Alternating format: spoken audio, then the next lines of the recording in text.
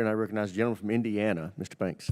Thank you, Mr. Chairman. Thanks to both of you for being here. In your testimony, you say, quote, "We unanimously recommend returning to the levels of spending on national defense proportionally as we did in the Cold War." And I wonder, just simply put, is the world and the threats to America more severe and dangerous today than it was during the Cold War? Just a simple question, Ambassador.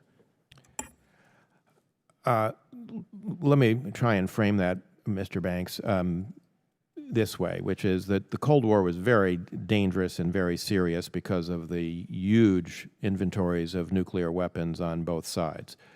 Thankfully, the numbers of weapons are lower today, but still at very high levels with the United States and Russia, and increasingly with China.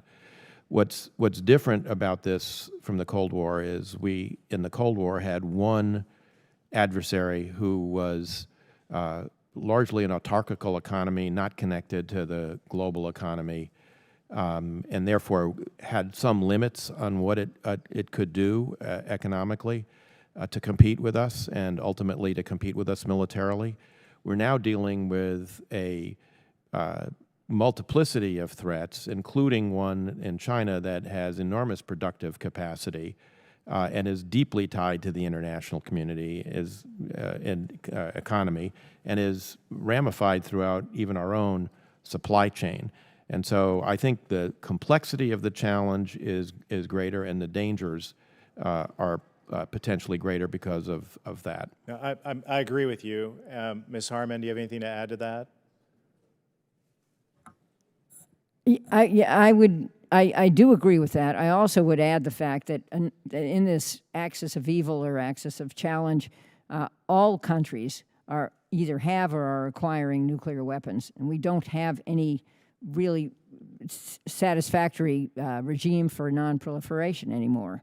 And the fact that they will all have weapons, and then pick the Middle East, other countries will also buy or develop nuclear weapons, makes the world exponentially more dangerous. I served in Afghanistan. I understand that we no longer have troops in Afghanistan, but do we still have troops in combat zones around the world?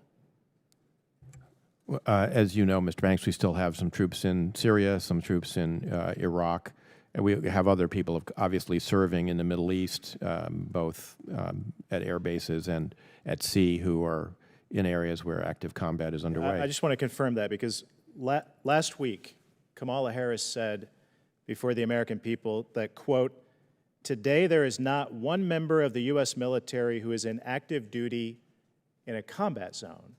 And I wonder, to either one of you, why would she say that? Obviously, there are troops in, you just said Syria, Iraq, they receive combat pay. They are serving in a combat zone. Either one of you, why would she say that? Well, she might be thinking about the fact that we ended the wars, for better or worse, in Afghanistan and Iraq, and that so there are no active wars engaging the United States. Are there members of the military at risk? I would say there are. Yeah, absolutely. Ambassador, you would agree? I agree with my colleague. Yeah. Obviously, either misguided or very untrue statement.